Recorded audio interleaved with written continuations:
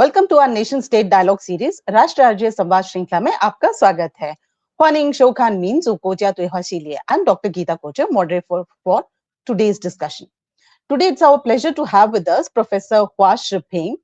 He is Calvin and Helen Lang Distinguished Chair in Asian Studies, Director of Asian Studies Program, and Professor of Political Science at the University of Louisville in the United States. He is specialized in Chinese political culture and legal author. He is the author and editor of almost 17 books, including the most recent, that is the Chinese Dream and the Law, the Third Surge of Utopianism by the State University of New York Press, which was published just last year. So welcome, Professor Hua Shiping, for this discussion, and very glad to have you here. Thank you, Geeta, for inviting me. Thank you. Okay, so let's begin because your specialization and knowledge is more about Chinese political thought and everything. So let's start by asking you the current Chinese political structure and any influence or relation that you see from ancient history or ideology that is reflected in present-day Chinese political structure. And as far as I understand that the current regime and under President Xi Jinping, we have seen going back to Chinese history to draw strength for the current governance of the Chinese society. Specifically, I think the Chinese Dream that was supposed to be the main philosophical foundation of the Xi Jinping regime, and it's very similar to the Chinese Datong by Confucius more than 2,000 years ago.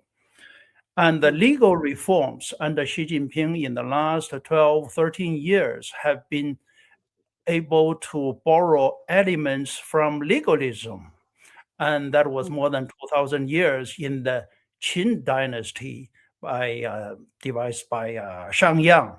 So generally speaking, we have seen going back to the Chinese cultural tradition and to guide the current governance of China. And I believe this is a global trend, and China under Xi Jinping is not alone. For instance, and Russia and Putin, we have seen more elements of going back to Orthodox Church for the justification of the country's governance. And in the case of India, under Modi, we have seen more of attempts to borrow spiritual support from Hindu fundamentalism. And so I would say that China is not alone, right? China is not alone. And also, according to Freedom House, liberty has been in decline globally in the last 15 or 20 years. And the academic journal like Asian Survey has published a special issue entitled The Emergence of Strong Men in Asia. So I think that Xi Jinping's attempt in the last 12 years or so has been part of this global trend, generally speaking. Okay, so I mean, you see that he's actually looking back to quite an ancient time in terms of its historical roots, or in terms of the ideology, or as you said, the Confucius ideology. But I mean, at the same time, what we are seeing is a different culture which is coming up in terms of purging many PLA officers, and now I mean, of course, the political structure that was established during Deng Xiaoping is sort of in decline. He is the own sole member in CMC. So how do you see this? And I mean, do you see any new possibility of change that is going to happen? Well, the purge of military officers in the recently has been really shocking, very unusual. I mean, one of the top military leaders like Zhang Youxia is a very close associate of President Xi. But as outsiders, we do not know exactly what happened. So, we can only analyze the event as an outsider from a logical perspective. That's all we can do. One possible explanation is that, the Chinese regime under Xi Jinping has viewed the current international environment as unprecedentedly challenging. It's a very challenging, probably unprecedentedly challenging. And also, China is undergoing a very difficult economic transition.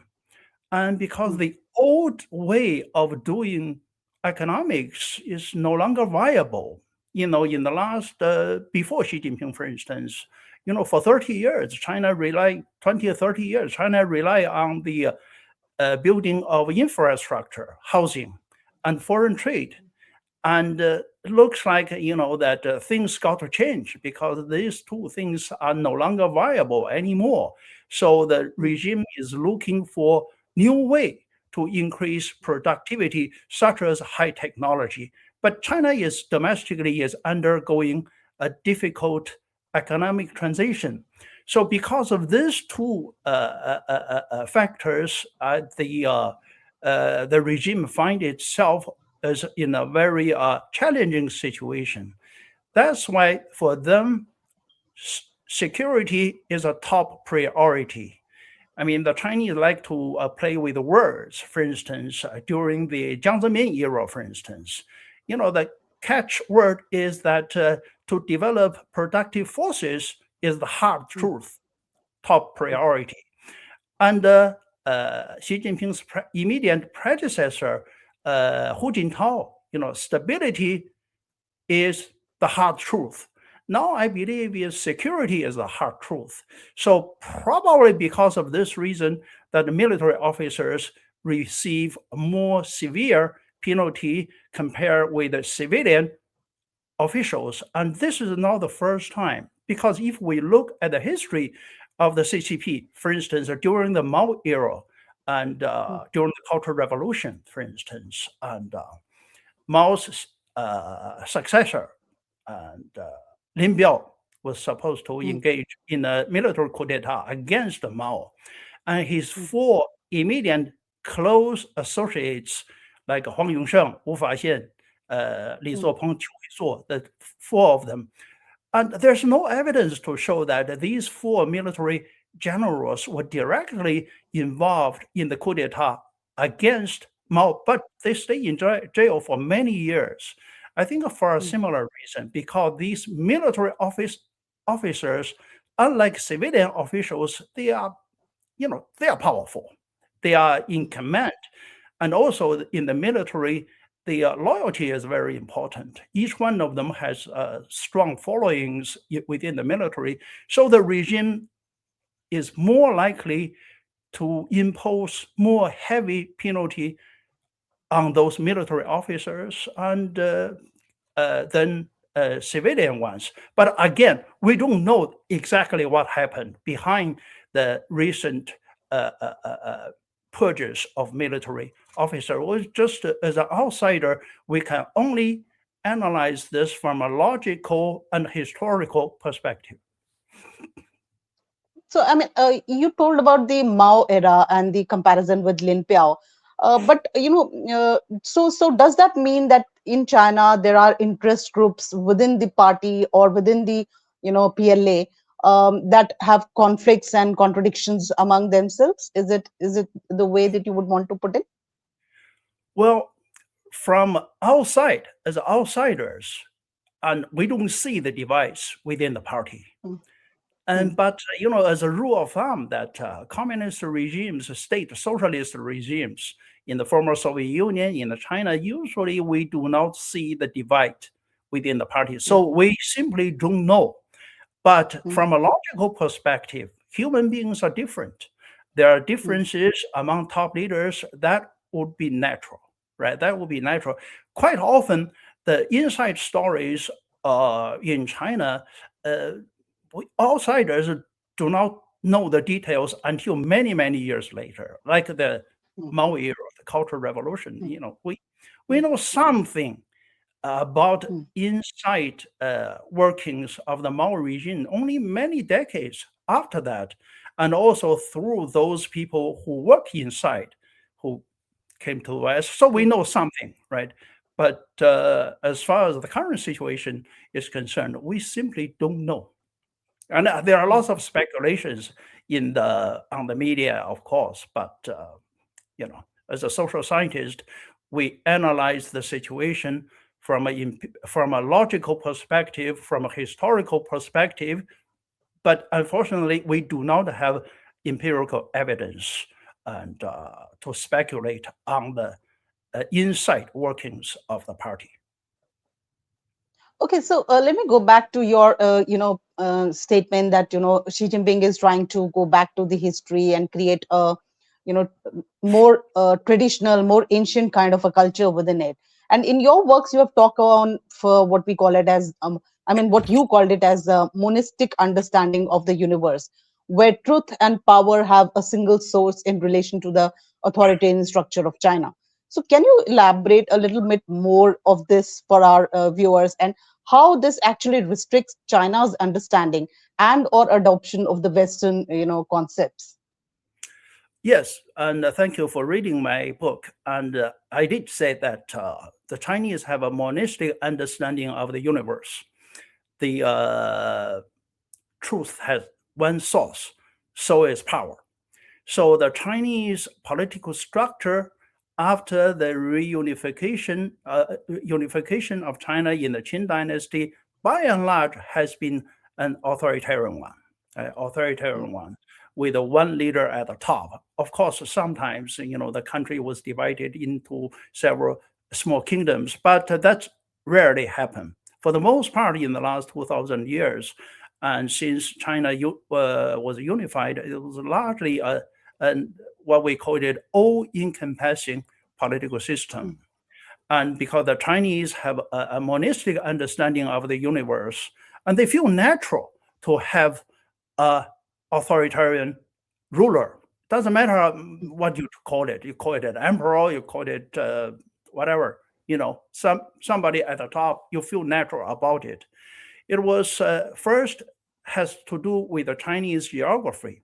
Geographically speaking, China is what we call a closed system. The main part of China is central China. Currently, the 5 provinces of China, like Hebei province, Henan province, and Shanxi, and Shandong provinces. And generally speaking, this is a closed system. To the east, that was the Pacific. To the south, that was the Indian Ocean. Southwest is the Himalayas. And northwest is Taklamakan Desert. To the north, that's highlands as well as Siberia. Nobody wants to go there. So China is an isolated place to such an extent that about 200 years ago, when Westerners came to the shore of China, demanding for trade and also the spread of Christianity, the Chinese general Coast Guard and thought that the British are sort of subhuman beings because they practice good steps on the beach, and that the Chinese Coast Guard reported to the central government, to the emperor, saying that the foreign devils' knees cannot be bent. They thought it's an isolated place, China, for the most part.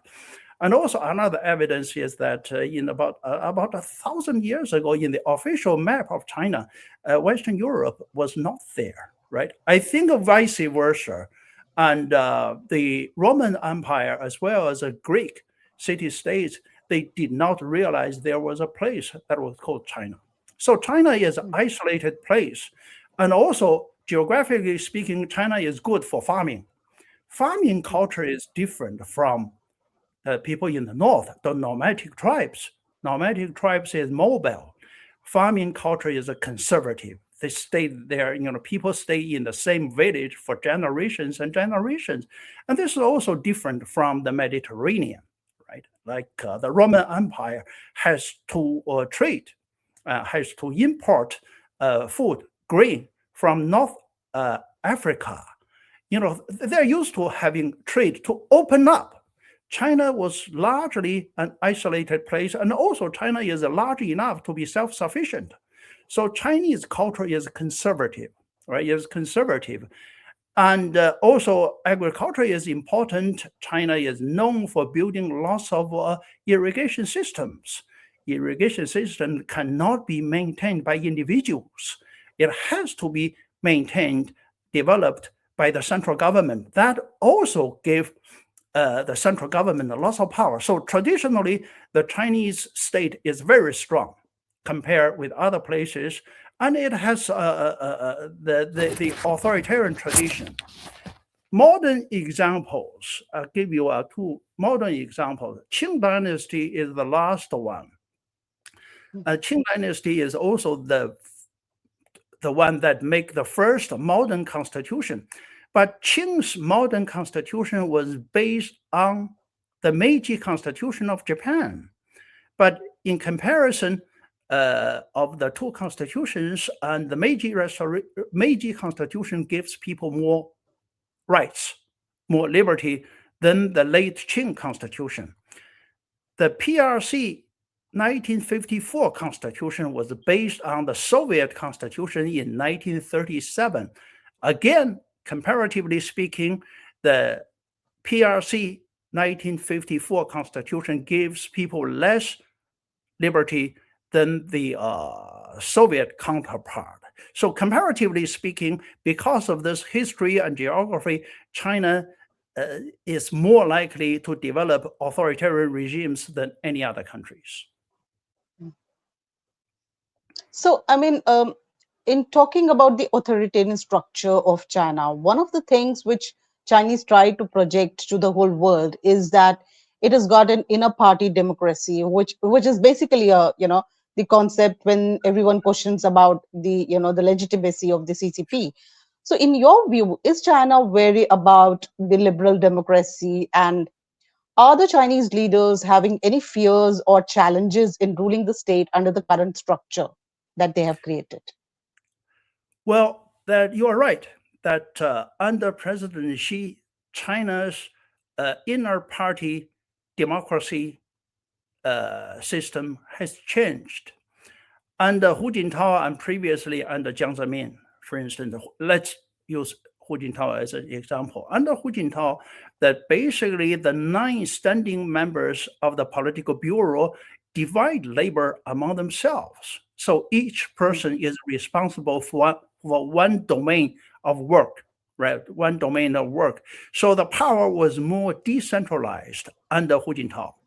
Under Xi Jinping, it was becoming more centralized in the sense that the party secretary, Xi Jinping himself, has more decisive power. Why this happened, right? Why this happened? I believe it's because of 2 reasons. Reason number 1 is that this is what we call the pendulum effect. The politics switch like a pendulum back and forth, back and forth. If you have too much of a decentralization has some merits, but also it has some demerits, right? So going back and forth, this is true not only for China, but also for a country like the United States. So this is reason number 1. Reason number 2 is that many people feel that there's a need to centralize the power because, again, the Chinese regime views the current international environment as unprecedented, and it's very challenging, right? Very challenging, and there's a need to strengthen power, to centralize power, because supposedly this is more efficient, right? This is more efficient.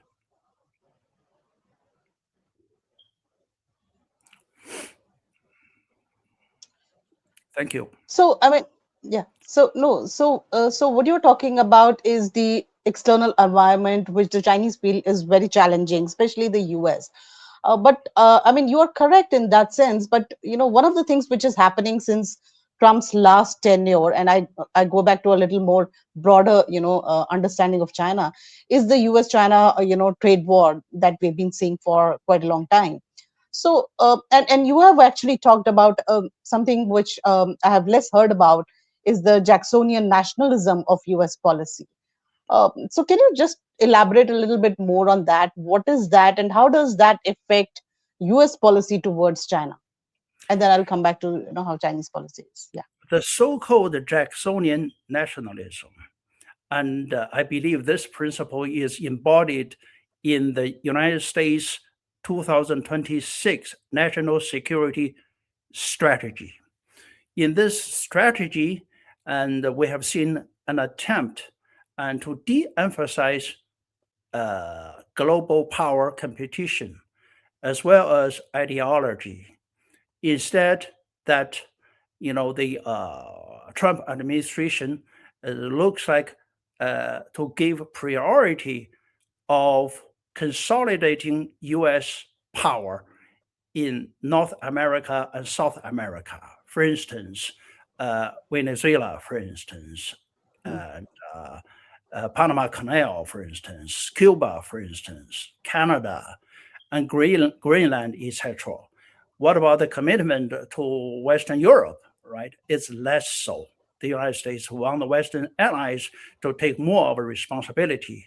So this is what we have seen, right? This happened before and during the Andrew Jackson time period, in a sense that the United States at that time was trying to decrease its global commitment to focus on North America and South America. So this is a Jacksonian. And why this happened, right? What is the logic, right? I believe the logic is that many people in the ruling elites here in the United States, they realize the empire cannot be stretched too thin. And if you stretch too thin, then you are going to have trouble, right? And one example is the former Soviet Union, right? If you look at the numbers, the Soviet Union existed for 70 years, right? And the gap between the former Soviet Union and Western Europe was actually getting closer, right? Getting closer. So if you look at the big numbers, it's not that bad. So very few people anticipated the collapse of the former Soviet Union in 1991. Very few people were talking about it, but all of a sudden it collapsed. So one lesson out of this is that if you look at the big numbers, it sometimes is not very accurate, right? Because if you look at the current US numbers, it is also pretty good. GDP per capita of the United States is $90,000 US, right? And the gap between the United States and European countries, Western European countries, is getting larger and larger, right? Comparatively speaking. And in the last 10 years, the gap between China and the United States is getting larger as well, right? So if you look at the big numbers, it's not bad, right? Not bad. But, given the lesson of the former Soviet Union, big numbers is not the total story, right? And because a lot of times, the American people's standard of living improved as fast as the GDP per capita. Many people feel that's not the case, right? Many people feel that's not the case.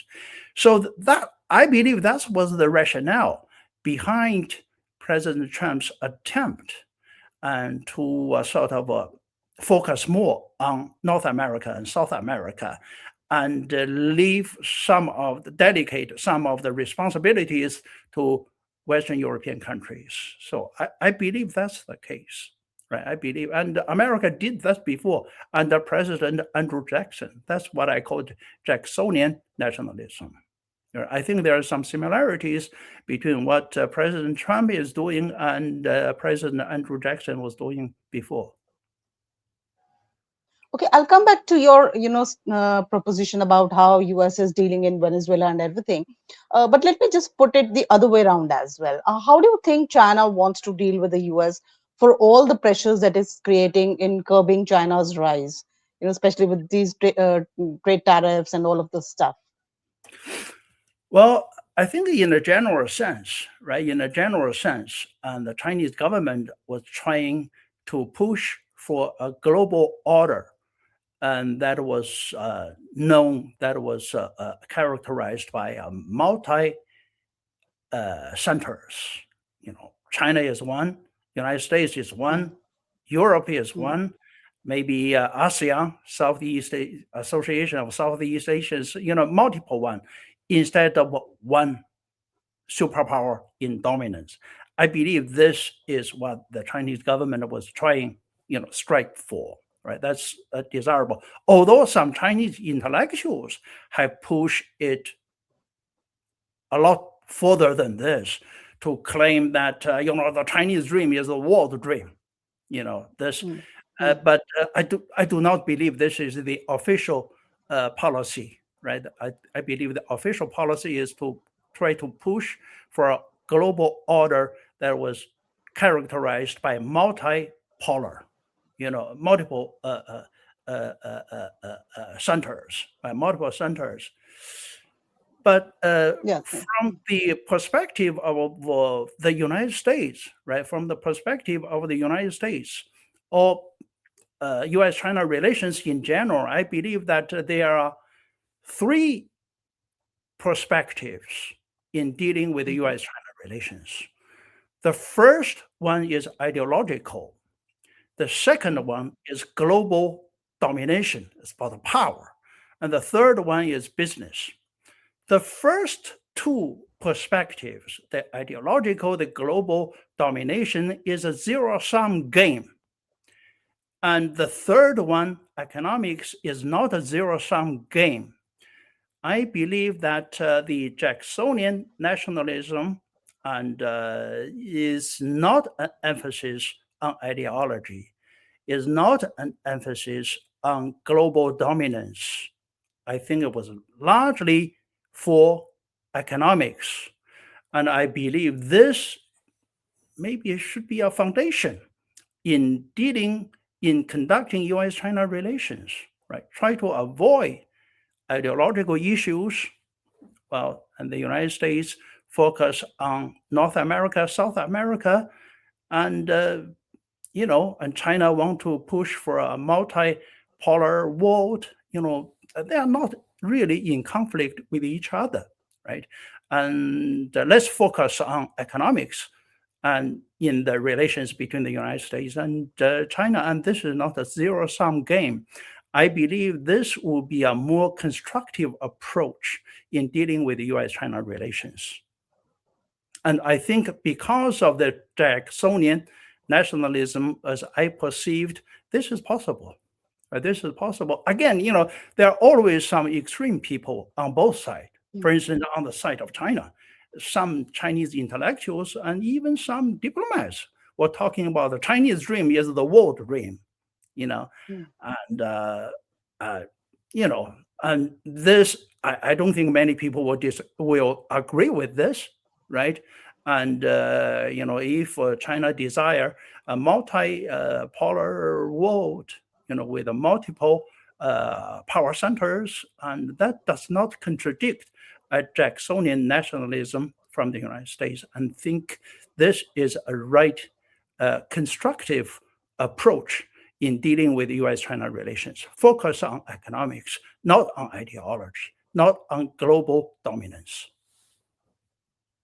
But I don't know. I mean, there are all questions about whether the U.S. will agree to this proposition or not, because I mean, we have not heard anything of this sort coming from the United States, except the fact that sometimes they have raised the issue of G2, like a bipolar world. But even that is not the accepted thought from the Americans. But at the same time, you just mentioned about how U.S. has been taking actions in Venezuela, and now we are seeing in our next door neighbor, that is in Iran. So how do you see China is viewing all of these U.S. actions, whether it is in Latin America or in the Middle East? And how do the intellectuals, in your opinion, from the Chinese side react to it? Or what is the government policy as well? I think as far as Venezuela and Iran is concerned, and for the perspective of the United States, I think is largely an economic issue, although it does have geopolitical implications. I believe is largely for oil, for energy, and U.S. dollar as a global currency. I think this basically is about energy and U.S. dollar as a global currency. And China has been buying lots of oil from Venezuela and Iran, and China want to use renminbi as the main currency, not the U.S. dollar. And certainly the United States is alarmed by this, right? Is alarmed by this. And we do not know, that the war against Iran is still going on. We do not know the result, and we do not know how long this will last, right? This will last. But basically, I would view this event as is that, the United States' main concern about Venezuela and Iran is largely about energy and the U.S. dollar, which is not only an economic issue, but also it has geopolitical implications, right? Geopolitical implications. And certainly the United States is alarmed that China has been buying oil from Venezuela and Iran, and large amount of oil from them, not using U.S. dollars. The United States is very concerned about it. So how do you think now China is going to react to, because China has put a lot of investments apart from just buying oil. So what is Chinese reactions on that? I mean, how do you see the Chinese are going to be countering this? Well, I think the Chinese way of dealing with the Venezuela issue and Iran issue is that, is verbal. It's largely verbal. And China was not militarily involved. Russia was supposed to have been involved in helping Iran with intelligence and so on and so forth. I have not heard of such a report with regard to China. In other words, China basically is criticizing the United States verbally. China has not confronted the United States by using military forces or other things to intervene. And, China was not directly involved. I think this is also true with Venezuela. Venezuela is important to China, right? But, the U.S. actions, was successful, and China probably issued some statement, but where are the actions? I haven't seen major actions on behalf of China to intervene in the U.S. involvement in Venezuela or in Iran. I haven't heard about it. I heard some reports about Russian involvement in providing intelligence to Iran. I haven't heard China's direct involvement in the two incidents. So many of the scholars have an opinion that maybe it is also related to the Taiwan issue.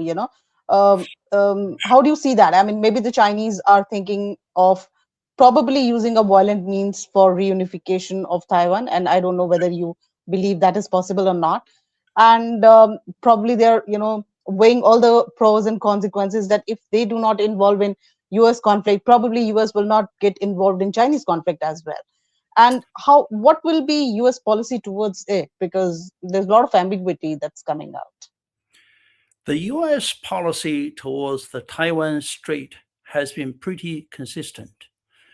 Basically, the United States insisted that as long as there's a peace across the Taiwan Strait, and the United States does not concern about other things, whether there's one China or two Chinas, how they resolve their conflicts, as long as there's a peace, as long as there's no military confrontation between the two sides, then the United States believe that's okay. I believe this is a consistent U.S. foreign policy towards the Taiwan Strait. But the situation on the Taiwan Strait has undergone some changes. For instance, in the 1980s, Beijing was really hoping to reunify with Taiwan politically, to such an extent that Premier Zhou Enlai's wife, who has some friends in Taiwan, she issued a statement calling for a political reunification with Taiwan. And at that time, it was possible. At least some Chinese leadership, they are concerned that it was possible. Then things started to change in 1997, and the Taiwan leader Li Denghui visited Cornell University, and the United and China fired missiles across the Taiwan Strait, and the situation became worse. So China's situation was taken a step back. As long as Taiwan does not declare independence, things are okay. So that was the second stage. In recent years, the voice of liberating Taiwan, we have to do it, as soon as possible, using force if necessary. This voice has become louder, right? Has become louder. And that makes the United States very concerned. Right, that makes the United States very concerned. I believe recently that the United States has increased the amount of arms sales to Taiwan. Right, so the situation is pretty, tense, comparatively speaking. I don't know whether Beijing will ever use military force against Taiwan, but this is also the Beijing's consistent policy. Even when the situation was not so tense as happened in the 1980s, Beijing has never give up the option of liberating Taiwan through force. So the danger is always there, right? The danger is always there, and we'll have to see.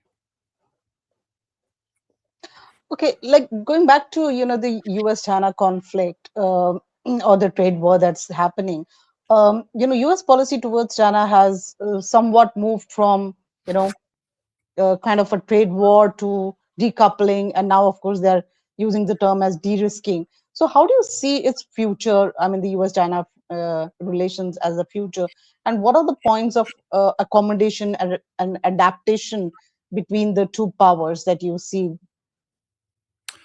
Well, I think that it also depends on the domestic politics of the United States.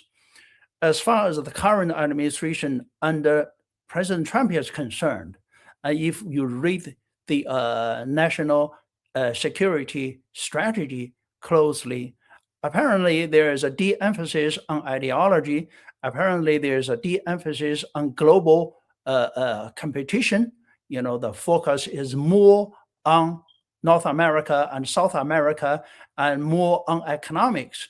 As long as this policy continues, and I see there is some common ground for dialogues between the United States and China, because as I said before, that ideology is a zero-sum game, and global dominance is a zero-sum game, but economics is not. Economics is not a zero-sum game. It's basically a give and take, and it is possible to have negotiations, fruitful dialogues, negotiations, if this is the intention of both parties. And President Trump is the only U.S. president who, when he visited China last time, who did not raise the issue of human rights. He is the only American president who did not raise the issue of human rights last time. And, he does not focus on ideology.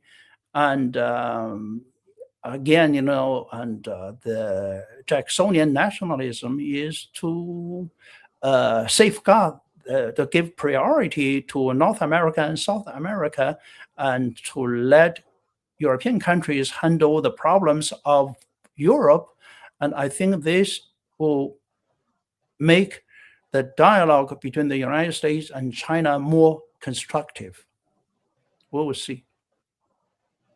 So, I mean, I'm just going to put you some last, comments on how do you see, the near-term, progress of U.S.-China relations while we are looking at U.S. President Donald Trump again visiting China, possibly in April, because that's what is, scheduled. So, what are your expectations from this visit? I mean, you said that in the last time he did not raise about the human rights issue, and I don't think that is going to come back again. What are the other expectations that you have from this visit, especially after what happened in the Busan visit between the two leaders? Yeah, I hope they de-emphasize on ideology. I hope they focus on trade. I believe the current U.S.-China relations is stable. I wouldn't call it without tension, but it is stable. It's more predictable. And I hope that this situation continue. If you are talking about whether the United States and China will become good friends again, like in the past, I don't think that's possible in the foreseeable future. But to have a stable relationship as of now is good enough. Thank you. Okay, your last comment on how do you see any possibility of G2 and what is US and China perceptions on that? G2 is something that was talked about several years ago, quite a few years ago, right? And nowadays, some political leaders I believe, have a slip of tongue, and but in recent years, in the last 5 years, people stopped talking about G2. Right, people talking about G2. G2 means that the United States and China, the two superpowers, run the world in a constructive way. But in recent years, they don't talk about that anymore. And so. So anyway, very interesting discussion. So on the note that US and China already have a stable relation and that will continue. I hope that remains, because already we are embroiled in quite a lot of conflicts in the region, whether it is US Iran or whether it is Russia Ukraine or Israel or Gaza or whatever. I think this stability continues so that we can have more peace in the world. With that, thank you very much, Professor Hua Shiping. It was nice talking to you. I hope our conversations continue, and for our viewers and those who are watching this, please continue to like our videos, and please subscribe to our channel. There would be many more interesting conversations that we will have in the near future. Thank you very much, and namaskar.